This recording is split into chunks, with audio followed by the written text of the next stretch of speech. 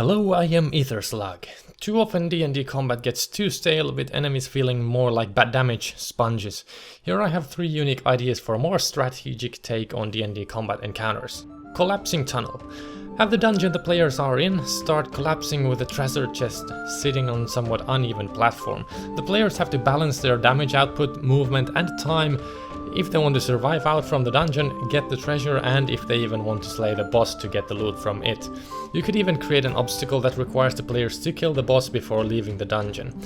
Describe the room as you would normally. You enter a large chamber with stone plate flooring, long marble pillars holding the ceiling. The place seems somewhat abandoned at first, but you notice that the dust and the moss on the ground is not untouched. While examining the tracks on the floor, you see a silhouette rising on the other side of the room. Roll initiative. But after the combat starts, start describing how the right edge of the roof has collapsed. A pillar and some stone blocks from the ceiling have fallen down and crashed through the floor of the room. From the hole in the room you can also hear water rushing dozens of feet below. After a round of combat has happened, I like to use initiative number of 25 to describe environmental effects. Start demolishing the ceiling a bit more. If you're playing on a grid, start marking the grid tiles that are broken and describe these as empty area with the underground river somewhat visible below.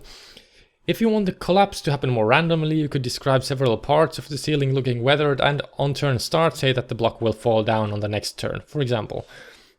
That way the players have to keep moving, and they could even use the environment to fight the enemies. Of course, realize that if the enemies are somewhat intelligent, they couldn't be tricked like this, but for beasts it seems like a great idea.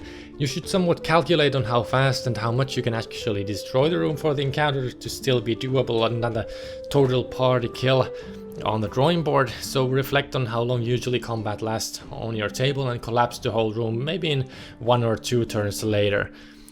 Players could be using flying potions or some ropes and hooks and whatever they come up with to circumvent the problem. Also, the underground river is a nice way to ensure that by failing the encounter the characters don't necessarily die straight away, at least not all of them. Instead they fall into the river and might wake up somewhere with missing equipment, few levels of exhaustion and other goodies like that. Magical shielding device. In my campaign, these kind of sci-fi like alchemists with steampunkish magical apparatuses are somewhat common, so large machinery that create magical effects are not totally uncommon to a traveling mercenary or an explorer. Have the combat encounter begin with 5 pedestals with a crystal on them glowing. Maybe describe a few light streaks sometimes emitting from them and hitting the boss in the room. Every time the player makes an attack against the boss, describe the crystals pulsing and a magical barrier appearing in front of the boss. I used pedestals so that they have +3 AC to the character, so 5 pedestals in total give +15 AC. It was very difficult to hit, but not impossible with good enough rolls. Every time the player destroys a crystal by hitting it, turning a lever next to it, or dispelling magic on it, or whatever they might figure out, describe that magical shield around the boss is a bit less powerful looking. This kind of encounter should have the room be something where the players will have to move around, since otherwise they could just shoot all the crystals from their hiding place and the fight might end up quite fast. Also, by putting the AC and hit points on the crystals high enough, the players would have to take several shots at them. In my game, the players ended up destroying maybe 2 of them with weapons and 3 they toggle off by pulling the lever, and also the boss's henchmen in the room tended to toggle the crystals back on if they happen to be close to them. If you want, you could also have foreshadowed the shielding device in the dungeon before in a way that makes it obvious what the crystals do when the players finally enter the boss room. Payload. If you've played Overwatch, this is somewhat familiar to you. Have an environmental effect that requires the players to move a carriage of something through the combat area to win the encounter some way.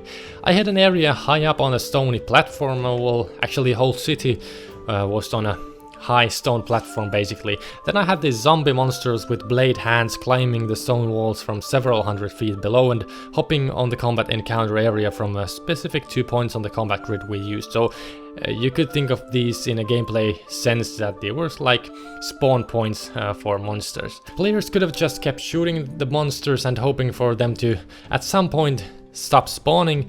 But the way to stop them from spawning altogether was to move the carriage with a large oil container on to the so-called spawn point and wash down the stone wall with flammable oil, and then they had to use an action to light the oil on fire to burn basically all of the monsters climbing the wall. They had to do this to 2 different spots in the area. Prior to this engagement, the characters were told of the plan by a guard captain, so they knew what they were supposed to do with the oil, and they had a few NPC guards with them.